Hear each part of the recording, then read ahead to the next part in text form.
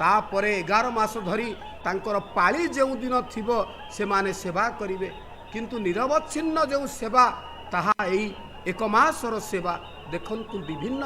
मठ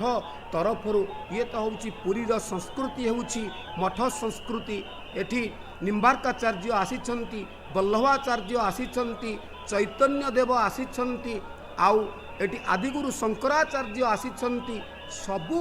वर्गर विभिन्न भारतर विभिन्न कोणरू विभिन्न भाषारू विभिन्न स्थानरू आचार्य माने विद्वान माने संत माने साधु माने आसीचंती आसीबा परे महाप्रभुंकर प्रेमरे पड़ी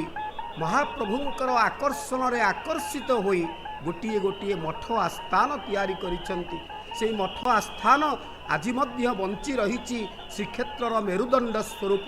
आपण माने जानती बाईहांडी अभड़ा दासिया अभड़ा बड़ मठ कुड़ुआ सान मठ कुड़ुआ ये सब मठ मानक संपर्कित नाम।